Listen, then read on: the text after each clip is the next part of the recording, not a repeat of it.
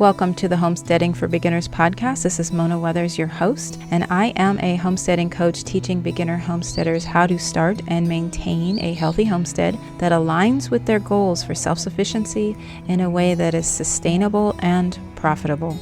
Today we have a special guest. His name is Cal Hardidge, and he's a regenerative farmer who discusses grass-based livestock management on his podcast called Grazing Grass. And I'm really excited to speak with him about this topic because I know a lot of you new homesteaders, want the grass-based livestock, and as well as existing homesteaders, this is just a good topic for everyone who is thinking about getting into grass-fed animals. So I'm really excited.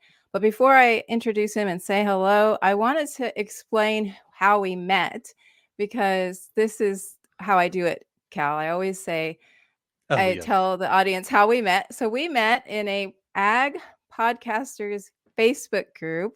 I just was really interested in this topic, so I had him. So welcome, Cal, for being here. Thank you. I'm excited to be here today. Yes, I'm excited about this topic. I don't have any animals that would fall into this cat. Well, actually, what am I saying? I have horses. I don't have the property for having a pasture right now, but I know there's a lot of people who are purchasing homesteads that have plenty of land for their animals, their livestock. And I wanted to talk about how to best manage the grass and all that.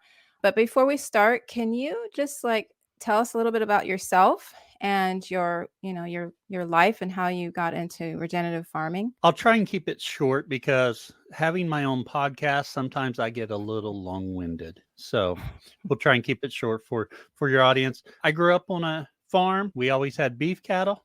Then we had dairy cattle, and we dairied for a number of years. I went to college and got a degree in animal science. Came home and dairied with my parents for a number of years. We put in some chicken houses during the time, broiler chicken houses. So big chicken houses hold 20,000 birds. And we did that for a while. The money was consistent. Then we decided to sell out the dairy. And at that time, I went back to school and got my education degree in early childhood. So my parents transitioned to beef cows. I live on the farm, so I've helped them this whole time. And for the past 23 years, give or take, I've been in education as a teacher from pre-K through fifth grade. And I've also been in school administration. And I recently left that to focus full time on the farm and the podcast. On the agricultural side, in the 90s or late 80s, I was introduced to the Stockman grass farmer for being a grass farmer, for managing grass. And it was really a paradigm shift from how I was raised. My dad's always believed we should rotate cows a little bit more, but we leaned into it. And going through the dairying was a little bit different with rotation, and we only did a little bit. When we got the beef cows and I started working at schools, we started doing a little bit more rotation till it just continually grown till now. I do daily rotations for my herd. I have a separate herd on leased land. For my dad, I do short-term rotations. And then we also have sheep. So together we have about 80 head of cows, 150 head of hair sheep, and 6 goats because we need the goats to stay interesting. Yeah, that's a good way to put it. I love goats. So yeah, there's a lot of people who don't like goats, and I think it's that their expectations are off. On the farm, goats are my favorite animal. Now, they also they used to, they don't do it now. I used to make me pull my hair out. Now I don't have too much to pull out. The goats are so inquisitive and curious. They get themselves into binds. They're more agile, so they don't like to respect the fences you think will hold them. In that aspect, hair sheep are much easier. But I really enjoy the personality of the goats, and each one has its own personality and just so curious. So they are my favorite on the farm. Yeah, so true. They're like dogs. That's what I always describe them. Their personalities are more like dogs. They're very friendly and playful. One thing I've always wanted to do, I say always, I've just learned about this recently in the last couple of years. They have those keyboards that you can teach your dog to speak. Oh And yeah. I've seen people doing that in person, and it's just amazing. I've Mm-hmm. often thought if I had the time and I had a goat at the house, I could see what a goat could do with that. That'd be, Mm-hmm. but I don't have time for that. Yeah, I know that's the whole thing. I think our dog could do that also. Like I know she would talk a lot if we taught her Oh how. I yeah. just don't have the time to teach her. But yeah, Yes. I've seen horses do that. Use those Oh boards. They yes. have giant boards on like a wall or something and they just press them and Oh yeah. yeah. Okay, so for our listeners and for myself, because I'm not really fully don't know exactly what regenerative agriculture is. So, can you just kind of explain the difference between regenerative agriculture and conventional farming? Like, A lot of times when we think about conventional farming or grass-based livestock production, we get the animals, we put them in a pasture, and we leave them there. What happens when we do that? Grass is growing, cows are eating, and you can see this effect more with horses, but cattle, goats, and sheep will all do this, but they eat a spot and then they go eat somewhere else, and the spot they just ate at starts growing back within just a few days. And now that Mhm. is the tenderest bite out there. And what happens? Those animals go back and graze there. So those roots of those plants are getting depleted, and eventually you end up with a weed patch there because the grasses you wanted, the roots got depleted and they're unable to grow, and you lose their strength, and then you got these weeds there. So when we think Mm. about regenerative agriculture, there's a few things in place, but one thing is by moving livestock, we can help the grasses grow and the soil improve, because we want, obviously, if we're doing grass-based production, we want as much grass production as possible, or maybe optimize that. So we're rotating cattle through, but we're also conscious about the soil. We always want ground cover on the ground. That way, that soil is not getting heated up too much. And we also want living plants there, so the roots are in there. And a combination of all that improves the water filtration. So when it rains, we're hoping to gather all that water into our soil rather than it running off. And through managing our livestock, we're able to do that more. Actually, you can do this without livestock to a certain Mm. extent. You can let your grass grow, you're protecting the soil, but what's not happening, the the grass responds favorably to that disturbance by an animal grazing it. If we think Mm. back, and sometimes when we say conventional ag, we say traditional, and it's really not traditional. You go back 100 years, everyone had a homestead, they had a few animals, and animals were managed a little bit different. If we go even further back and we think about the bisons in North Mm. America and the massive herds that grazed, they would graze into an area and they would just pulverize it. I mean, when they left, there wasn't much grass there. But what happened then? They left. So that Mm. grazing event's a negative event for that grass. Now it's positive for the animal because they're getting nutrients. But once those bison Mhm. grazed the Mhm. grass, they moved on to graze somewhere else. And it left that grass with a nice rest period to recover. So we are, in some ways, mimicking nature, but using our livestock to do it. Because livestock, our cattle, our goats, our sheep, don't graze like bison did 150 years ago. They spread out through the whole pasture. Of course, you take bison and you put them in a pasture the same way we do cattle, they're going to have the same effects as cattle. So we want to cause that rotation, them moving through the pasture and not getting back and grazing too early for grass. So we're letting that grass recover fully. That totally makes sense. Okay. So besides it being good for the grass, how is it good for the animal So to when you're do this keeping, rotational grazing? oh yeah, when so it's good for the grass. We're letting it rest, But also what we're trying to do is keep that grass in a vegetative state. So when it first comes up, Mhm. there's not much there to graze. It's highly nutritious though. As it grows, it's still nutritious, but once it starts to set seed, the nutritional value of that plant decreases. So by grazing it, we're taking off, it depends. Let's just say in this case, half of it.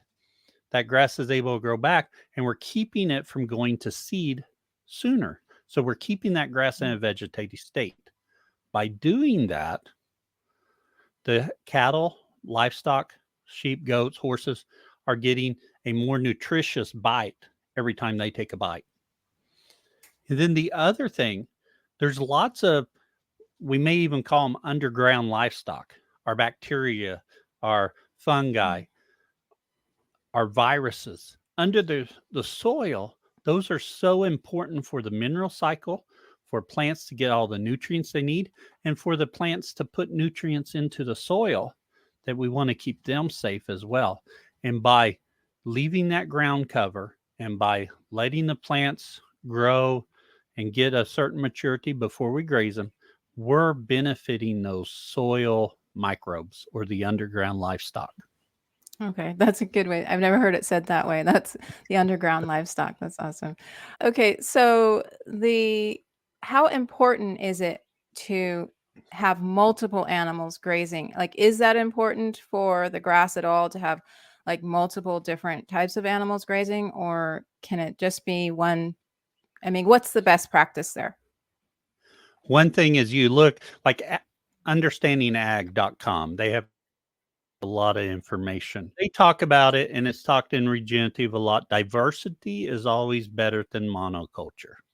If Mm, you look at nature, there's diversity everywhere. Nowhere do you go and it's just a monoculture of a plant, of an animal. Even a while ago, I talked about 150 years ago with the massive bison herds grazing. But were they the only large mammals grazing that grass in North America? No. You had elk, moose, certain point up north. You have the antelope, the pronghorn antelope. So you had these other animals that were grazing in that too. So a lot of times if I'm a homesteader and I have a few acres with a milk cow or a couple beef cows, I don't have the ability to diversify greatly there. So it benefits by having that livestock, and we can size that paddock. And when I say paddock, I have pastures out here that cows stay on, but each day I give them a paddock, and I use electric mm, fence to do that. So when I say paddock, I mean whatever that daily ration is for the animals. When we have one species in there, it works better than not doing it. However, mm, you get more benefit from having a diversity of species, because when we look at what cattle eats versus what sheep eats, so cattle's mm, more towards grasses. They're not big into forbs or broadleaf weeds. They don't want any brush. Now, I say that there's always a continuum, and some animals will eat more of another type than other animals. Even there's some breeds that the breeders promote that they eat more brush than other breeds. But as a rule, cattle focus on grasses most of the time. Whereas when you take sheep and you're looking at forbs, grasses, and brush or browse, sheep are going to focus on those weeds. They're going to focus on those forbs. And that's one mm, reason we added sheep into our operation. We wanted to get away from chemicals. So sheep was able to naturally help control some weeds and gain benefit from it, because weeds, even though we don't like them and we don't see them, they still have nutritional value. And then goats, when we look at forbs, sorry, let me try that again.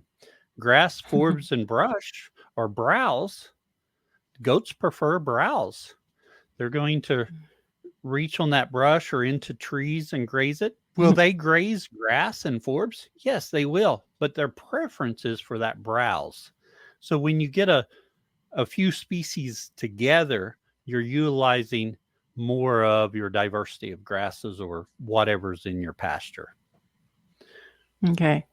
Yeah. That's what, and I've also heard as far as for the animals, it's good to have different types for parasite management.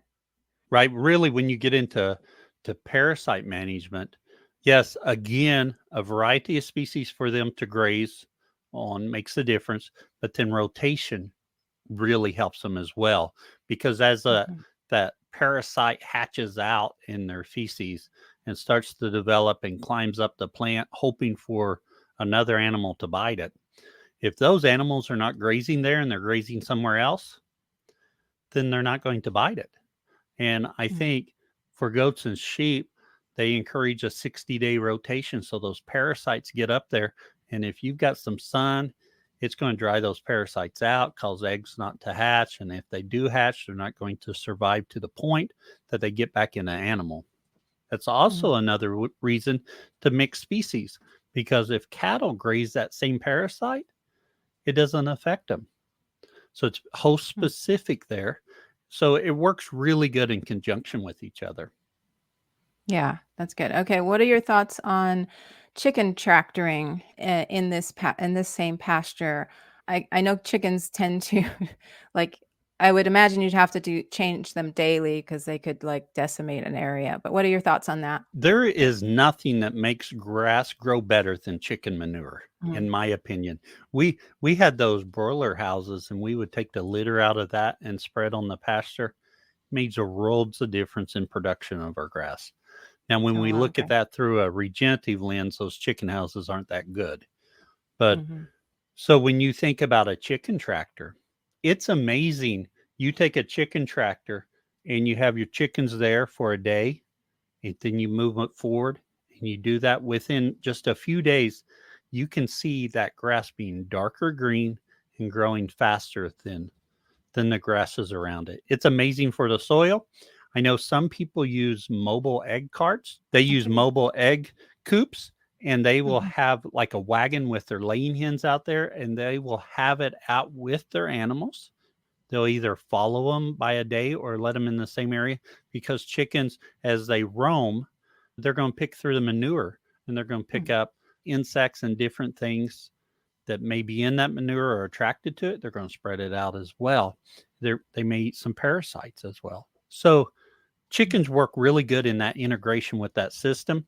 However, free roaming or free range chickens can be a problem to keep them alive.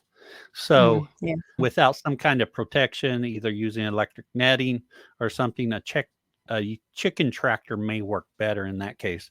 And then you don't get some of that benefit, but you still get a ton of benefit, and the soil is really improved. Yeah. Yeah, we have had chickens taken plenty, and even in a netting situation, the hawks are tricky as well, and they can Oh, come in yes. and take your chickens. So yeah, we'd like to do the tractor here just for our laying hens and maybe eventually do meat birds again, but we're on a hill, so it's kind of a hard thing. We don't have a whole lot of grass here. We have some, which brings me to if you have any thoughts or advice for someone who lives in a partially wooded, but there's grass growing, is there a better way to manage that to make sure that we keep having grass because it's shaded a lot and that sort of thing? I mean, do you have any advice? One thing I find with the woods, and this is something I've not done, but I've talked to lots of people who do it. They will use pigs to help clear the woods area out. Mhm. Goats work really good on the understory grazing it. And then once you've grazed that, or they've browsed it, and Mhm. more sunlight's getting to the ground, you can have better grass production. And I Mm. know those individuals who use hogs are very impressed with how the hogs till up that ground, and when they leave it there, the grasses really come up from that latent seed bank. So it Mhm. sounds really good. I've never done it, and I probably won't, because in my area there's some wild pigs, so that's a issue, Mm. a separate issue to figure out. I do use goats on brushy area, and it's amazing that I can put them in an area that I had to take a weed eater out to put up my electric net. But then when I'm finished, I can walk through it all. Oh, wow. They Okay. just do tremendous. And then that gives the opportunity for grass to grow up. And then you can graze sheep or cattle there who utilize the grass a little bit more. Yeah, that's great because I mean, we want to get goats. We used to have dairy goats in California. We started our homestead in California. Now we're in Georgia, and I love the dairy goats. They were great, and I would like to get them again. But I don't know if I want to start doing dairy. Like I don't know if I want to start milking every day. That's such a a commitment. But we've been wanting to get them for brush and as a preparedness way. The way I think is like having the goats in case I do need to start milking goats, you know? Oh, yes. So, but I haven't heard anybody say that about the pigs, which is interesting. And we wanted to raise pigs as well. But I like that because that sounds more like a dual purpose, Oh, if we're yeah. clearing out. But yeah, that's great advice. Thank you for that. One thing with the Go ahead. pigs, you have coonies and you have Idaho pasture pigs. They Mhm. say those will graze more and not tear up your ground as much that some other Okay. breeds will do. I don't have experience with either of those breeds, as I mentioned earlier, but that's my understanding. Yeah, yeah. Okay, that's great. What are types of grasses are best for I know this might differ in different areas, but can you give some advice on how to choose the right grass if you have to plant seeds, you know? And when do you have to plant seeds? If you could speak on that, that would be great. One thing I encourage most people to do is not plant too much. Now, I'll be Mhm, honest, I will probably plant some cool season annuals this fall for some extra winter grazing.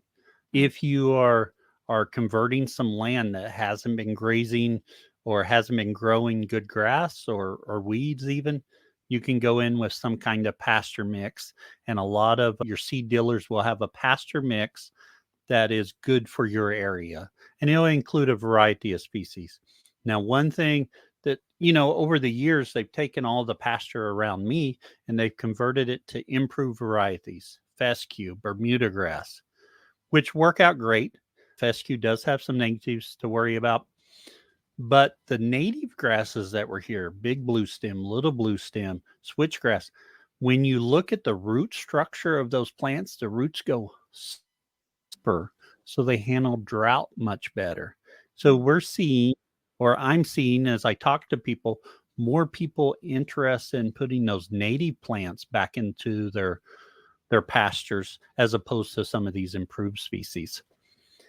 Also, I think, like I mentioned earlier, the latent seed bank, there is a lot of seeds already in that ground ready to come up. mm, Now, a lot of times, if you have bare ground, the first thing that comes up are weeds. They grow quickly, they have broad leaves.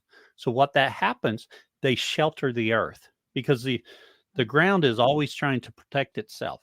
So, it's putting those up to, to protect itself so it doesn't get so hot. We want to protect that ground from erosion. And so, that's why that comes up so quickly. Animals will graze that. So, if you have a weedy pasture, my suggestion is get some animals and start grazing on them. Oftentimes, if we're looking at smaller acreage, sheep are a great option there. Granted, you've got to have your fencing down with those. Brush, goats are really good. Cattle do prefer the grass, so that may be something a little bit later. And grass and cattle need a larger area. But back to your question about what grasses to plant, I think most of the seeds we need are right there waiting on the opportunity mm. to produce. That's so interesting. I didn't think about that they're already there and probably what's best for your area as well. Right. I agree. Just giving it the opportunity. And some of these, I'm brush hogging some pastures right now. It's my Mm, least favorite activity. I'm on a tractor. I'm expending diesel, time, using equipment to do it when there's better uses of my time, of diesel, etc. But I'm doing it because I have this pasture that's Sericea lespedeza, which there's some positives about it in that it's got some tannins that help suppress parasites in goats and sheep. However, It has a very woody stem, and once it gets over 6 to 8 inches tall, cattle do not like to eat it. And even goats and sheep will eat it if you've got enough, but now it's gotten too tall for me. I didn't do a very good job of keeping it at the right height, and I'm going in there mowing it down, trying to my goal is not to do that, but at this point, the best plan is for me to go in there and mow it down so I can get some other grasses coming up. Okay. That's interesting. We had purchased, so I have a follow-up question about hay, but we had purchased some round bales of hay and it had Johnson grass in it. Are you familiar with that? It was very stemmy and the horse didn't like it. Horses, as far as I know, horses aren't a big fan of it. Cattle Mhm. love Johnson grass. Mm. It does get stemmy. Johnson grass, I have one lease property that I would say is 30 to 40% Johnson grass. Okay. And the cattle do great. It grows really good during late summer, but there's some huge negatives with Johnson grass. Prussic acid and nitrates in it that when it gets stressed during a hot drought area or time, it can build up those things that will actually can potentially kill animals. And when Oh, you right after a frost, you don't want to graze it because the nitrates, I'm going to say this wrong. I'm sure someone in your audience probably knows better, but the nitrates drop and they concentrate in the area. And if an animal mm, eats it, it could kill an animal. I know when I was a kid, we put some cattle over on 10 acres. They had Johnson grass. It was a dry year. So we were in the middle of a drought and it killed 3 cows. So oh you have to wow. be very careful. Now, if you're in the United States, you probably have a county extension office or someone near. If you're in a drought area and you have some Johnson grass, you probably want county extension to come out and test that just to make sure Okay. you're safe. Now, getting it in hay, if I remember correctly, prussic acid's not a problem in hay, but Mm, nitrates could be. So if you just recently went through a drought, you want to be careful about that as well. okay. But it's Well, I excellent that's good to forage outside okay. that. Good. Yeah. Well, I'm kinda glad they didn't eat it now. I'm not really sure. Okay, so how about, I mean, hay? What are your thoughts on, harvesting hay? Do you do it? What's the We best way? for when we're talking about, so I talked about grazing half your grass and then letting it rest. And when we're looking Mhm. at a rest, we're looking at letting that ground rest for a month, 45 days, 60 days before we come back and graze it. And we're taking half, leaving half. Or some people say trample a third, eat a third, leave a third. So we're leaving grass there. When we go in and graze somewhere, or graze, sorry, when we go in and make hay somewhere, we're cutting that grass just a couple inches off the ground. So we're taking all that biomass above it and we're putting it into hay, which it's a practice we need to do because we got to feed animals year round, and Mhm. not many of us can graze our animals year round. I think a lot of people's working towards it. I'm not there yet, but I hope to be there eventually. So whenever you take that hay away from there, you're cutting that grass really low. So you have to be careful with that grass and let it fully recover before you graze it. So you're talking an elongated rest period before you Mm. put any animals out there. I know as a kid, we would cut hay pasture and then we'd put cattle out there to graze the ditches or around the fence. Well, that grass is mature. They don't want to graze it. They're going to graze what just got cut because it just started growing back. So I caution against putting animals right on hay meadow after it's been cut. You want it to rest and fully recover. The other Okay. thing, when we take a hay meadow and we put it into hay, we're taking all of that biomass and we're putting it somewhere else, potentially, because we're hauling it off that pasture. If we're grazing it, the cattle are grazing it, but it's returning to the soil in the form of urine and manure. So Mhm. you've got that cycle going on.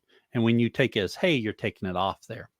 So if a pasture's been hayed for a number of years, we may have some suboptimal soil that needs some fertility push put back in it. So my thoughts, if a person can afford it, it's better to buy hay and bring it into your farm because then you're bringing in that biomass that someone took off their land and that can help build your soil and help feed your animals. Oh, that's so interesting. I had never thought of it in that way.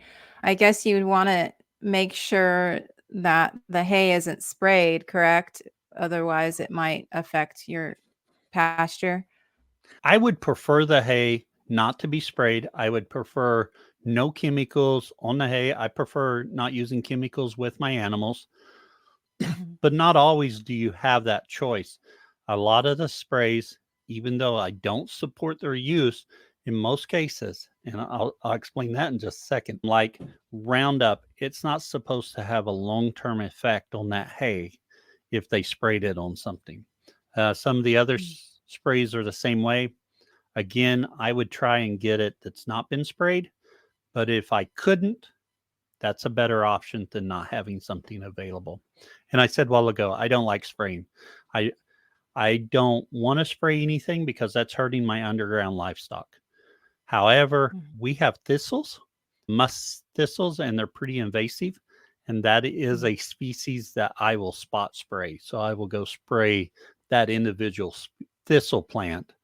And that's the only thing I spray. But I think it using, I think when we talk about regenerative ag and adaptive grazing management, sometimes we have to use these tools that we may not want to use for a short term or temporary gain. And my plan is to get away from spraying completely, but I use that spraying to help me get rid of the thistles before I do. Yeah, that makes sense.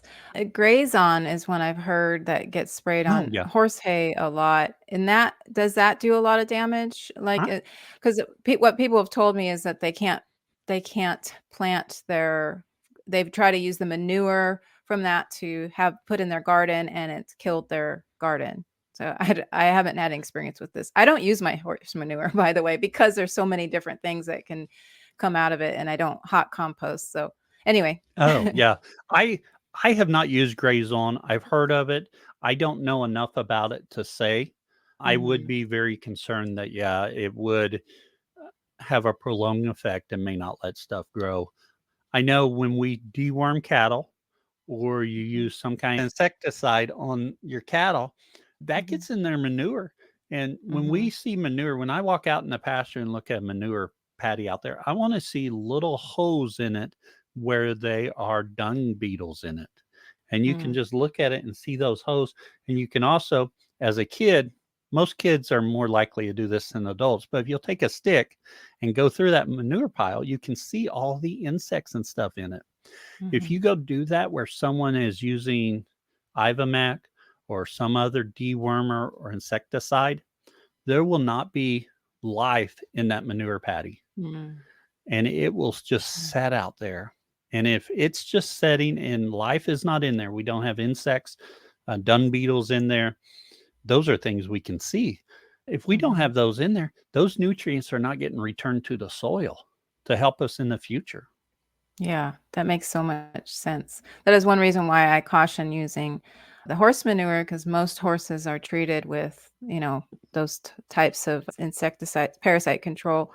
Oh, yeah. I try to go natural. I do occasionally. I mean, a couple times a year I will use the harsher ones, but I do try to use like diatomaceous earth and things like that for internal use for the internal parasites. One thing, if you're going to use some of those chemicals and you need to for a management purpose, if you have your animals on a pasture, maybe confine them to a smaller area so that Mhm. initial 28, 48 hours of that chemical going through them gets spread in just a smaller area and not all over your farm. Right.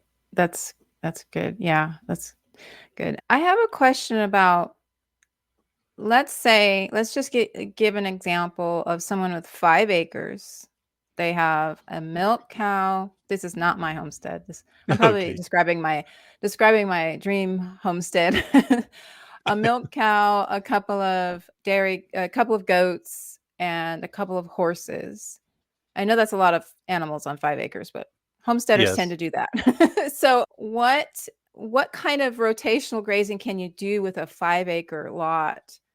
And in this case, they may have to feed hay because that's a lot for that. In your But yeah. example, Mm-hmm. I'm going to say they're probably going to have to feed hay a Mm-hmm. fair amount of the time, because when we think about smaller acreage, like 5 to 10 acres, large Mm-hmm. ruminants, and I'm going to include a horse in there too, but horse, cattle, bison, that's really not enough space to have very Mm-hmm. many for you to have a herd.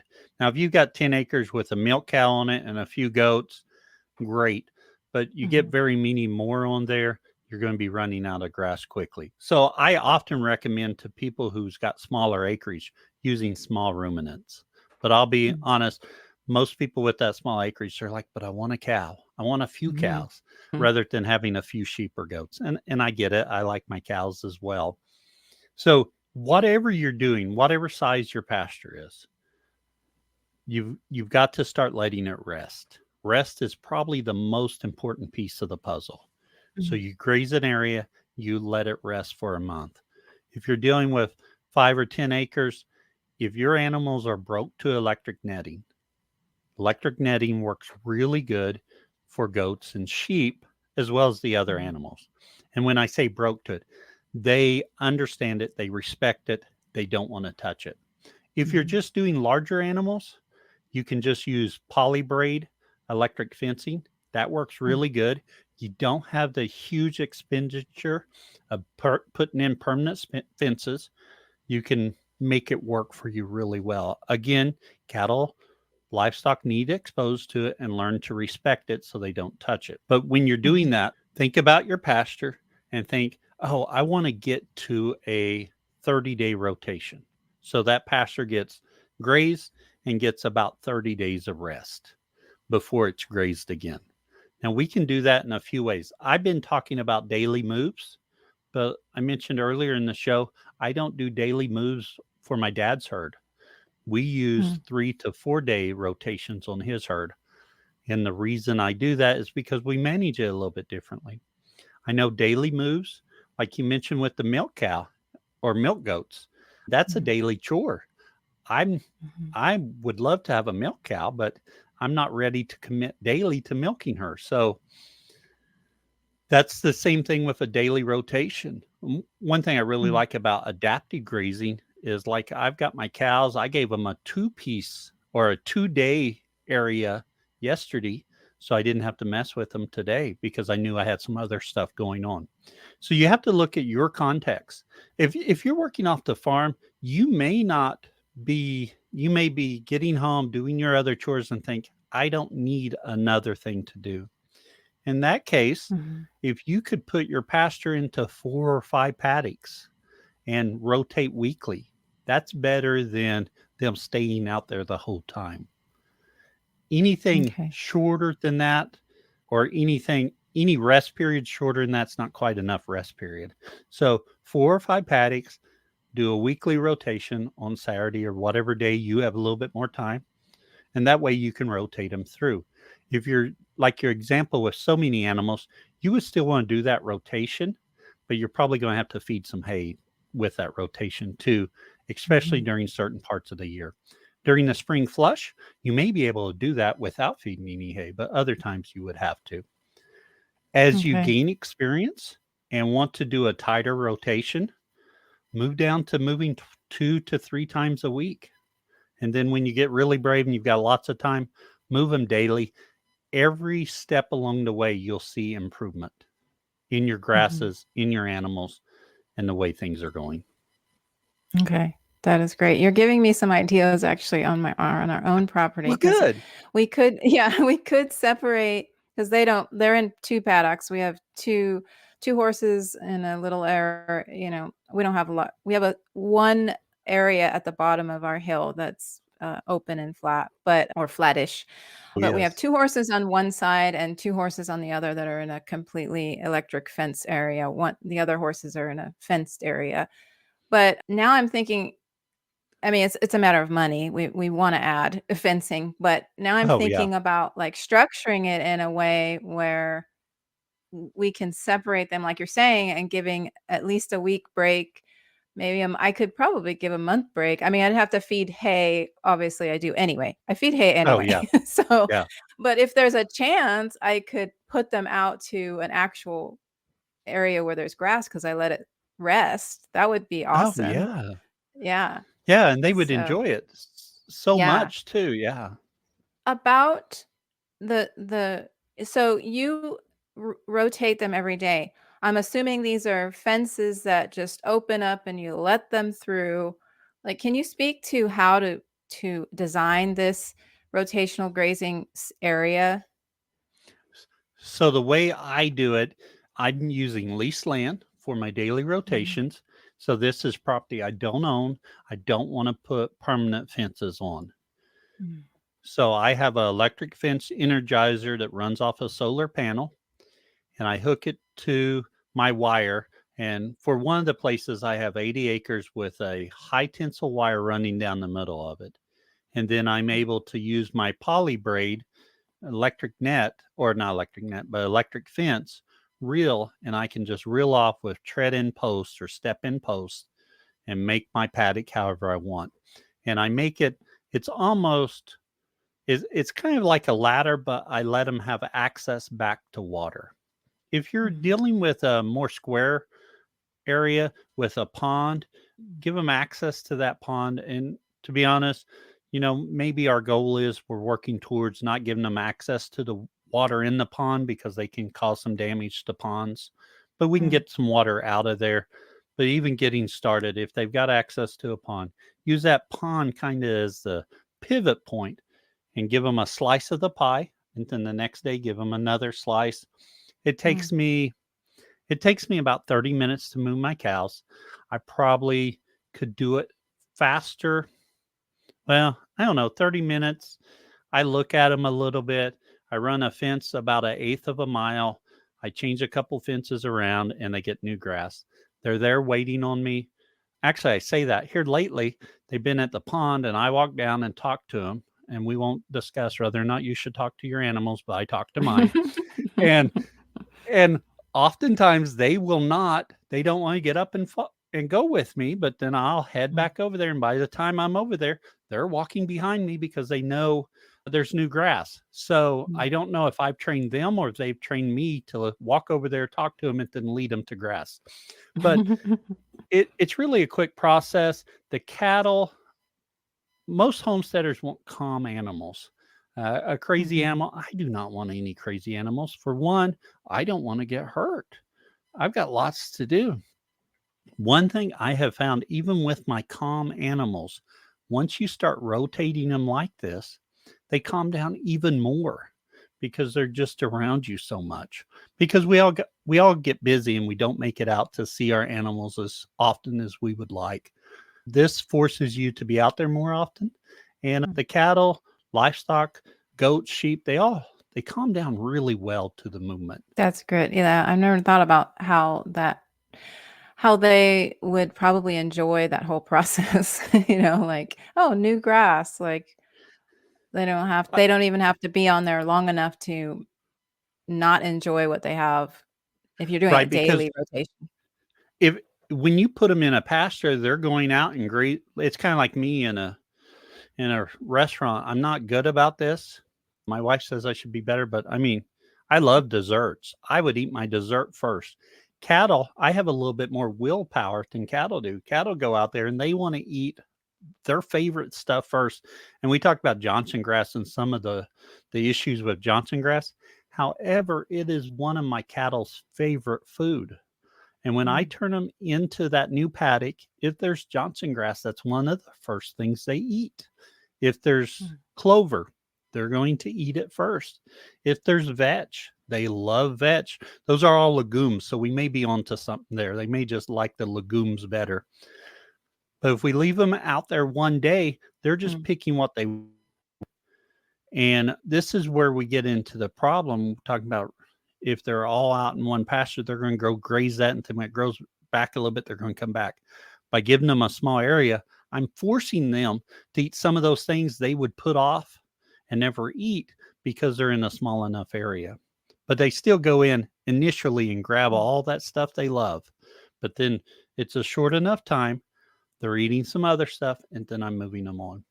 I'm told that if you do a weekly rotation, they'll go in and eat all their favorite stuff, and some of the less desirables they eat in the later in the week.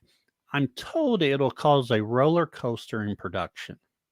To be honest, I've done that with beef cattle and sheep, and I don't see the roller coaster in production. If I was milking What them, do you mean? What does that mean? Roller coaster in production. so they get the highest nutritional plane those first couple of days in a paddock, and Mm-hmm. then the nutritional plane drops as they eat less desirable plants. Because typically, a less desirable plant is a plant that doesn't provide as much nu- nu- nutritional value to the animal. It may be a more mature plant or just a plant that doesn't provide much value to them. And they'll eat those later in the week. And I've heard people talk about it. I've not seen that fluctuation in production. If you were milking your goats, cattle, sheep every day, you might see that. So that might be a concern. Mm-hmm. I don't think I it's see a what you're saying. concern that would keep you from doing it, but it might be something to Mm-hmm. be aware of to encourage you to take that next step to go from a week to a couple times a week to daily. Mm-hmm. Okay, that makes sense. I want to switch gears just to ask a couple questions about like regenerative agriculture as a whole. Like we're talking about homesteader stuff, but I want to talk about like farming, like in agriculture. What are like the most common misconceptions about regenerative agriculture that you encounter? Like, and how do you like address them? Like, are people coming to you not familiar with that? What is like the most common misconception? Two things that really jump out to me when people are like, we talk about regenerative ag and we're talking about this adaptive grazing management and moving animals. They're like, every day? Well, that's why I mentioned, you could go weekly, a couple times a week, then daily. They're like, that's too much time. But Mhm, when you think about it, for like winter, if I'm going out there and I'm moving the cows, and it takes me 30 minutes, and I'm doing that every day. So I get 3.5 hours of moving cows in that week. A lot of times, these conventional farmers will be going out there that long at least to feed hay, and it's taking that much mhm, time to do it. Or some people will spend a few hours on the weekend and feed a lot of hay. Again, it's the same thing. It's just the breakdown of the hours are a little bit different. mm, During calving season, they may be out there quite often. And one thing that's kind of a tenet of regenerative ag is we look at the way nature's doing stuff. So a lot of times mhm, we calve a little bit later in the year because grasses are coming on. So we're not calving during the bad weather. That mm, results in a lot easier checking your cows. The weather's not bad. You don't have as many chilled calves or rained on calves. It works a lot better. Now, a person who does that has to be conscious of when they're selling their animals and how that's going to affect them. So, time mhm, is always one of the first things people's like, I just don't have time to do it. mm, Once you get it set up, it takes a lot less time. In fact, I tell people that if they want to go to 2 or 3 movings or rotations a week, on Saturday, spend a little bit more time putting up and making your 3 paddocks. And then during the week, you're just running over and opening a gate. mm, Much quicker that way. The second thing is always the cost. For one, when we talk about regenerative practices in livestock, especially for cattle, as a whole, the community feels like cattle have gotten too big and they're not the optimal size for production on our pastures. And I know for homesteaders, a lot of times they prefer smaller animals, Jerseys or Dexters, because they're dealing with smaller acreage, which makes sense. However, for some of these traditional breeds, they have gotten really big. And we mm, believe, and I say we, this is my opinion, and I think it's backed up by what regenerative ag says. Those animals are too big and they plug the ground, their nutritional requirements greater, and we can take a smaller size animal, So instead of a 1,500-pound cow, 1,000-pound cow, and we can run more cows and end up producing more let me rephrase that. We can end up producing more pounds of beef per acre than we can with bigger animals. And it helps out. And that's always a struggle for conventional farmers to see, because they're like, I weaned a calf that weighed 700 pounds. And when we're using a 1,000-pound cow, you're not going to wean a calf that weighs that much. Well, when we start breaking it down by unit of production, and they're looking at unit of production by cow. So that cow will produce a calf that weighs 700 pounds. I can sell it at the market for $1.50 a pound. And I'm going to make $1,050 out of it. However, if we take a step back and we change our unit production, we're looking at that acreage. How much beef can we produce per acre? And so once you wrap your brain around it, regenerative ag, which is amazing, it's good for the earth, it's good for your ground, it's going to leave the land in better shape than you got it. And it's also a very good model for low cost livestock production and usually results in better profits for a farmer or rancher. It's a hard concept to wrap your brain around because, they don't want to lose any money, and I don't blame them. I don't want to lose any money. And part of the money part of the change is our expenses are decreased because we're not feeding any feed. Now, granted, if you're running a cow or two and you don't have quite enough land, you may have to feed some hay. If you're doing milk cows, you may want to feed some feed. But there's some grass-based dairies that do not feed any concentrate to those cows. They just manage their grasses. So those are just those couple of things I mentioned there are a big paradigm shift for farmers. And it's hard to make that change after you've been doing this for decades, or you were raised and this is the way your family's always done it.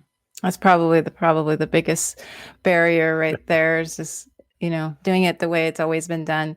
What breed of cattle do you have? So for my dad's cows, we have a variety of breeds. We really started with a limousine base herd, but we felt like the cows were getting too big, and for a few reasons. So we've changed that up, and right now we're using Angus on them. Now you have to be careful with Angus. There's some really big Angus bulls. We have some moderate size Angus. We're also using South Pole bulls on them. In the past, we've used South Devon, Red Pole, Beefmaster, just some animals that are moderate size, moderate frame, with early maturing and good beef qualities.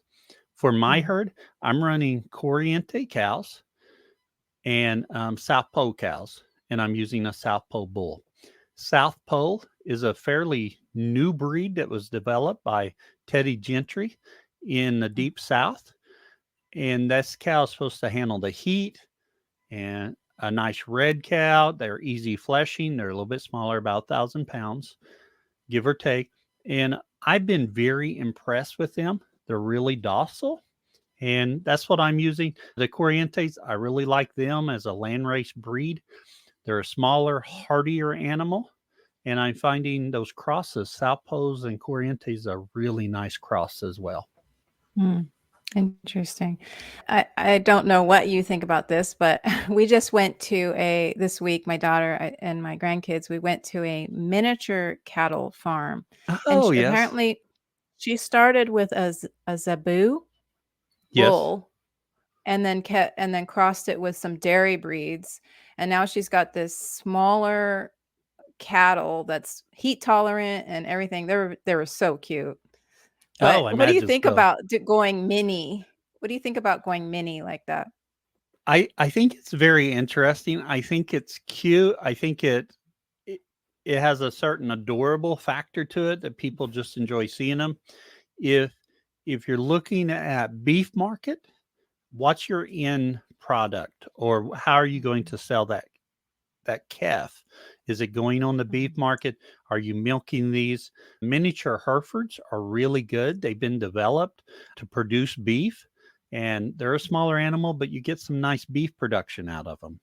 Zebus are built a little bit more slender, It doesn't mean they can't be used for beef production, but you don't get quite as much beef out of them when they're processed. However, they do introduce some heat tolerance. Crossing them with a dairy breed, you might get a heat tolerant dairy breed that works. Put a little miniature Hereford in there, you get a little bit more beef in there. You Yeah, have to. I think she had Dexter in there too. So which Oh is yeah, which is like a it, dual purpose, correct? it is, and it's a smaller breed. It's not as small as the miniatures, but it is a smaller breed. I watch a YouTube channel, Just a Few Acres, and he has Dexters. And I've seen Dexters. They're smaller than my animals. I'm not opposed to them. But the other thing you have to remember, when you sell those calves through a sell barn, you're going to get docked quite a bit. So your price you receive is not going to be near as good as some of these other animals. And so that depends on your context and how are you utilizing those offspring.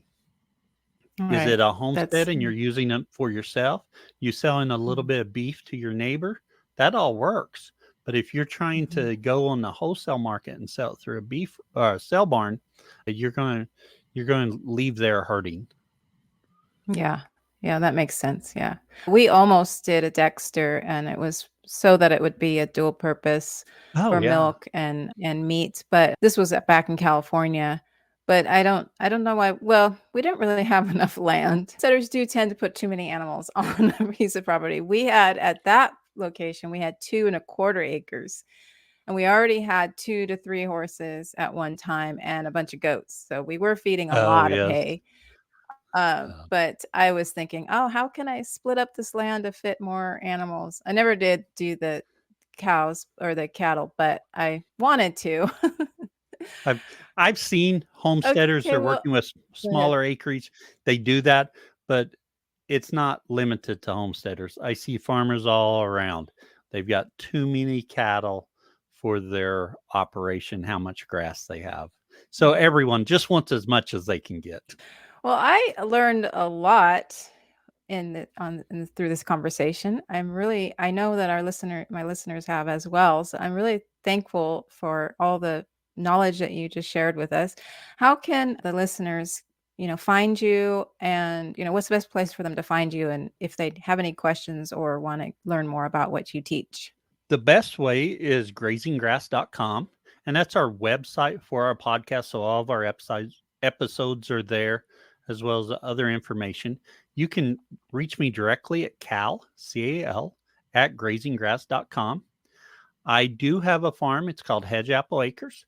However, I haven't updated that website in a long time, so I took it down the other day until I have time to have it be a good reflection of the farm. Yeah, that we all, you're working the farm. You don't have time as much time for the online stuff. I know that's the Yes. struggle, I think, with a lot of farmers and homesteaders. It's like, how to balance all that. But thank you Right. so I much agree. for this. This was great. This was a great conversation. Well, thank you. I've really enjoyed coming on and sharing. I hope your listeners find it useful. Yes, I know they will. Thank you.